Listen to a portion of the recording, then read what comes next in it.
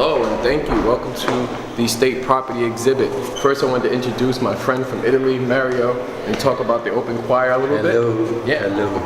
The Open Choir is a session of singing. It's done at the same time as this exhibit. It's a session of singing where anybody can come and sing with us. We are a group from Italy, but it's made of people from all over the world and many different continents. We are called the Open Program.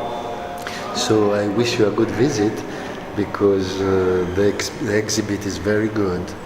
And what is very interesting is that behind the exhibit there are lots of people who are involved in trying to do something real and trying to do it together. And that's, in our world, it's very precious. Very precious. Very precious. Thank you so much. And we're going to join that program. Next time we're going to come and shoot the Open Choir. So as we're at the Andrew Freedman Home and we have the Open Choir program, we also have the State Property Exhibit. And this exhibit was created to show three things. One, people of state property in New York State. New York State, 80% of people only come from 3 counties, are locked up in 62 different counties, and basically are forced to make state products, which then serve the city. So this exhibit here, which was done around targeting, and these are targets that are made for police and NYPD and also officers and law enforcement, but the silhouettes were made from people incarcerated. So the artists, you'll see that we have them hanging just as we do in target spaces as well. This exhibit here, which is titled Compression Between Freedom, is by Carlos Marx, and it sees the cage on the back of a person, and it sort of symbolizes to me, but also to the rest of the world, that this is the cage you live on with the felon disenfranchisement and being a person incarcerated, living post-incarcerated. So this piece, in some sense, represents the 100 million people in America that live post-incarceration. These other pieces as well represent how people in the prison system, but they're working for the prisons, are just same people, and they sort of share the same space. And this piece, 3 pieces, which is actually by Julia Justo, is about the consumer. So who's buying the products that our prisons have made, and also the guards. So it speaks to law enforcement and correction officers are sharing the same dark space in which other people incarcerated as well.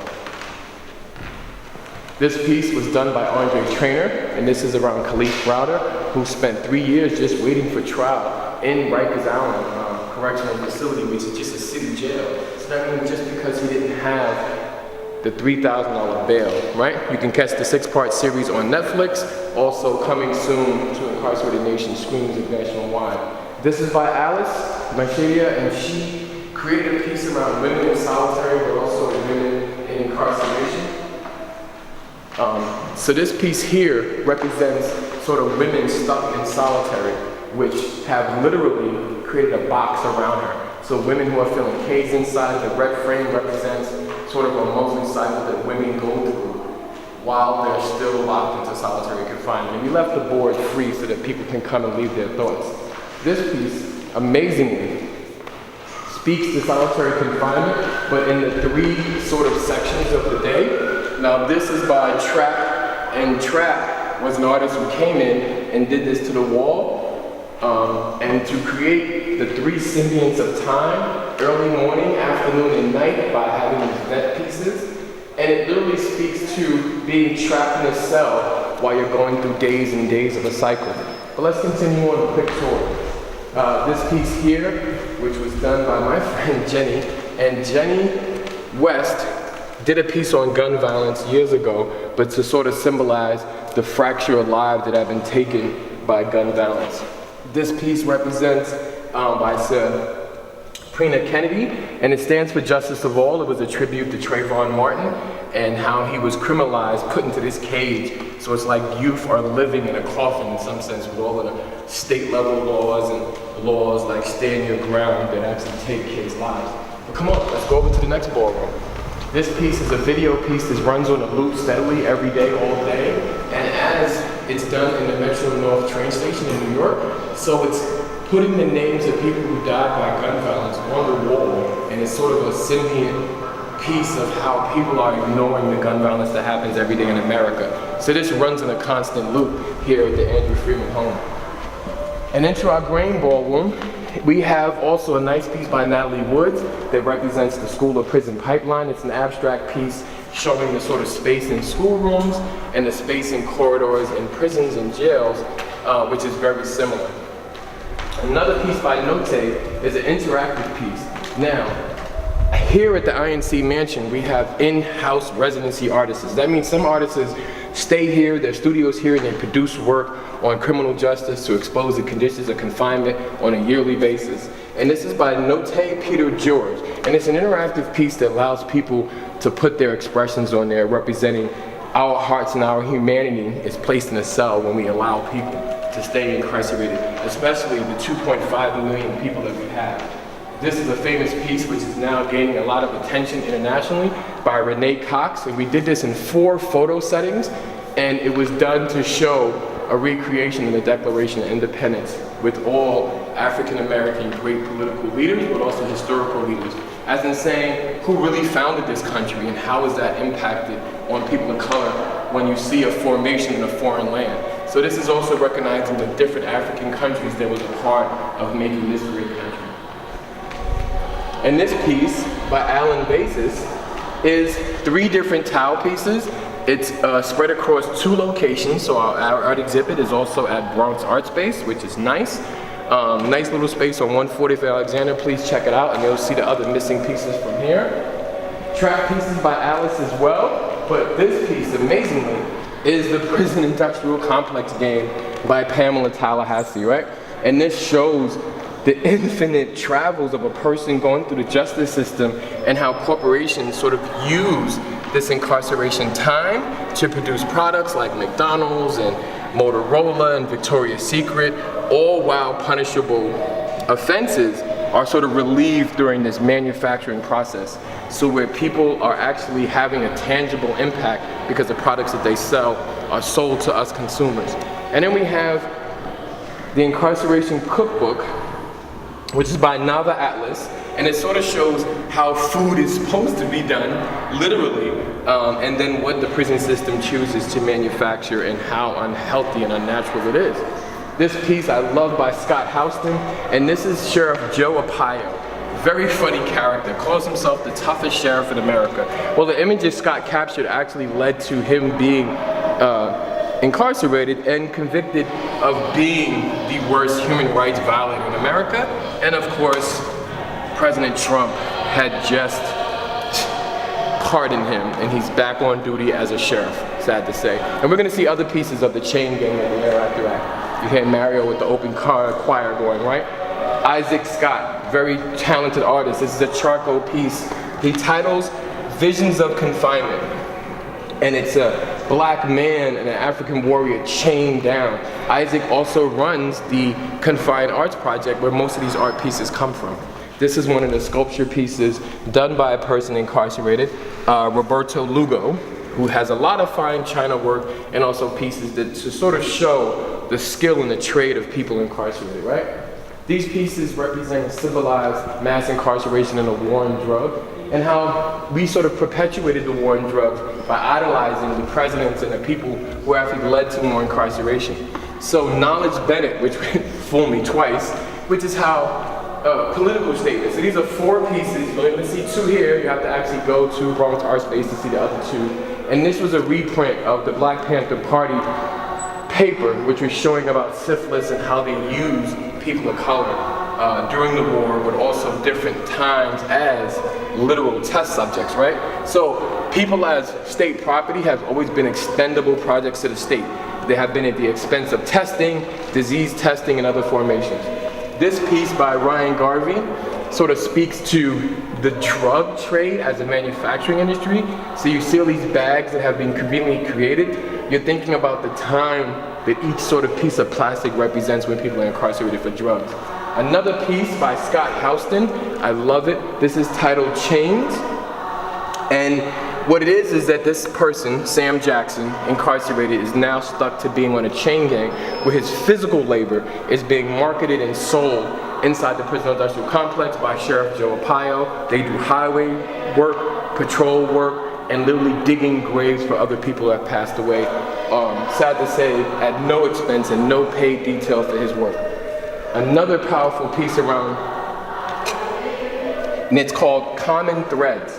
And this is talking about the manufacturing of products in prison by people incarcerated, Victoria's Secret. And the hard thing about when you think about the products that we own and the products that we buy is when we look in our closet, we don't think of pain and suffering attached to it, we think of quality. When we think of made in the USA, we put a sort of pride in wearing it, but sad to say, majority of the products are made in prison by people incarcerated. And when we speak about people incarcerated, I want to talk really quick about Herman Bell, who is a political prisoner, basically jailed and incarcerated for his political beliefs. He was recently attacked and assaulted into solitary confinement. So we have a piece representing our elders and all of our political prisoners.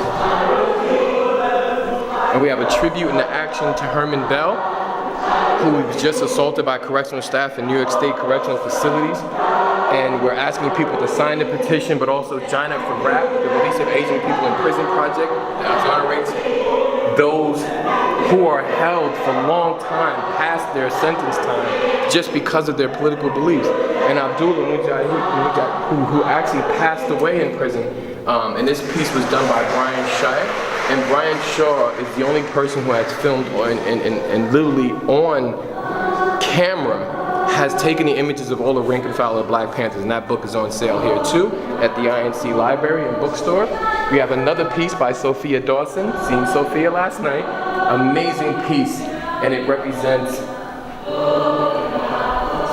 this piece is called Dilbert Africa. And it's an amazing piece with actually real dreads inside of it and newspaper clippings as in the system of people in a project that was called MOVE. And these people were targeted and literally assassinated by the police to move out of a certain property. So that MOVE project you should be looking up and researching with Sophia Dawson, amazing piece. Another Target piece showing that people incarcerated literally make the targets that police and law enforcement use as target practice. A nice piece by Ralph Humphrey. Of course, we have around women in incarceration, but also the domestic violence of women and how women have to live in a cell. We also have another piece around shackling in prison, and that is at the BronxArtSpace. You have to check in the next episode to see that one. And Brittany, who's also a part of the Confined Arts Project. Here we have a School of Prison Pipeline piece called Pipeline Dream, and it sort of represents the complexity of the School of Prison Pipeline, and we have infographics information to give more of the detailed information. And then we have the Cruel and Unusual piece, which is a solitary virtual reality cell. You can go inside and actually experience the 6x9 virtual reality, or look on our Education Equals Activation page and you can actually experience it there. And here we represent the 80,000 people who have to live in a 6x9 confined space, particularly the three longest human beings to ever spend in solitary confinement, Albert Woodfox and Robert King, and they have the Anti-Torture International Solitary Confinement Council, and we do exhibits like this that are traveling around the world. So two people actually live in a small space like this in New York State, a 6x9 cell. You have a bed, you have a desk, you have a sink and a toilet combination. But when we look at the categories of people who are trapped and held inside of this confinement, it's mostly because of their refusal to create products. School kids are trapped and chained at Rikers Island to their desk. And so we have some informational pieces about some of the products that are made in prison, like Whole Foods, like Department of Corrections and Community Supervision Corecraft. Also, JCPenney blue jeans, military gear, the cheeses from Whole Foods. As we come around the corner, we get into some factual information about what happened to Mr. Khalif Browder. His family is so strong. Please look up the Khalif Browder Foundation, run by Akeem Browder, who's also running for mayor right now. And he's trying to defend his family's honor, but also create a system where this will never happen to Khalif again. And here we have Solitary Survivors, which is a part of the New York campaign for alternatives to isolated confinement. Victor Pate, myself, Dolores Canellis. Also, you see Marcel McNeil, Stephen Sifra, who each one of them have their own individual nonprofit. Here is an image of a 10x10 cell, which is in New York State, typical double celling, and also we see a shower unit in there, right? This is what people have to live with every day, 23 hours a day. These categories of kids, women, young girls, and then aging, the elderly project. This was a project done by Jessica Earnshaw, where she actually did it with Natural Geographic, and she went around and got the images of so many aging in prison today. And this is also a part of the Release of Asian People in Prison campaign. So go to rapcampaign.com to get a little bit more information on that. Finally, we have our second app, which is the Unlock Our Kids app, unlockourkids.com from your mobile device, and you'll be able to experience what it is like inside of a 6x9 cell. I hope you stay tuned and join us next time when we do another walkthrough of our art exhibit at the BronxArtSpace and also the Swing Space, all a part of state property. My name is Five Mualim Ak. This is the Incarcerated Nation Mansion, and I thank you for joining us today.